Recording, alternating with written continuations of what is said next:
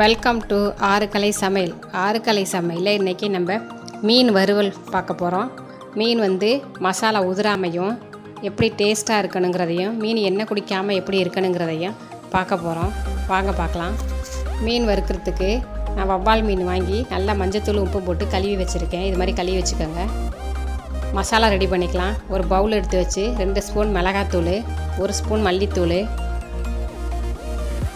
1 spoon இஞ்சி பூண்டு paste, மீனுக்கு தேவையான அளவு உப்பு, 2 ஸ்பூன் பச்சரிசி மாவு, கொஞ்சமாக தயிர் சேர்த்துட்டு அந்த நல்லா பிசைஞ்சுக்கங்க. தண்ணி ஊற்றாமல் பிசைஞ்சிட்டு இப்போ கொஞ்சம் கொஞ்சமாக தண்ணி ஊற்றி பிசைஞ்சுக்கங்க. திக்காகவே பிசைஞ்சுக்கங்க.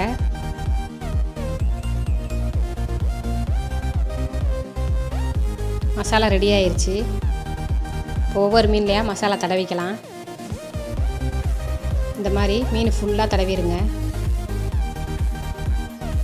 வவ்வால் மீன் இல்லை, எந்த மீன் வேணுமாலும் இது மாதிரி வறுக்கலாம்.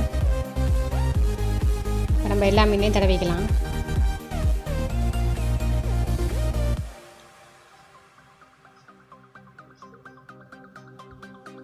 இது போல் எல்லாத்துலேயும் தடவி வச்சுருங்க. இந்த மாதிரி ஒரு அரை மணி நேரம் கண்டிப்பாக ஊறட்டும். அரை மணி நேரம் ஊறிடுச்சு. ஒரு வாணலி வச்சு அதில் கொஞ்சமாக ஆயில் ஊற்றிட்டு ஆயில் காஞ்சோன்னே அடுப்பை சிம்மில் வச்சுட்டு ஒவ்வொரு மீனாக அதில் எடுத்து போட்டுக்கிடலாம்.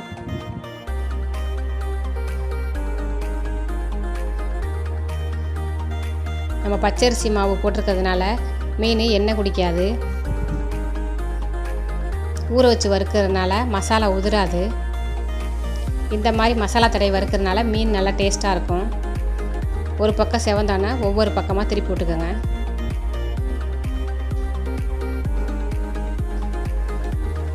மீனை போட்ட உடனே திருப்பவும் கூடாது. நல்லா செவந்து வந்ததுக்கப்புறம் தான் திருப்பணும். அப்போ தான் உடையாது.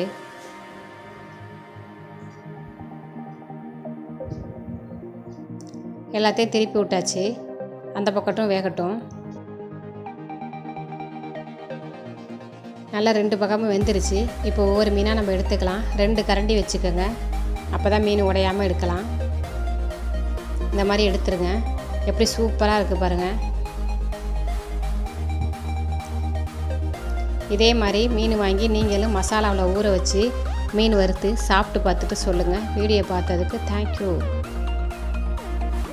இந்த வீடியோ உங்களுக்கு பிடிச்சிருந்துச்சுன்னா லைக் பண்ணுங்கள், ஷேர் பண்ணுங்கள், சப்ஸ்கிரைப் பண்ணுங்கள். கூடவே அந்த பெல் பட்டனை அமுக்கிக்கோங்க.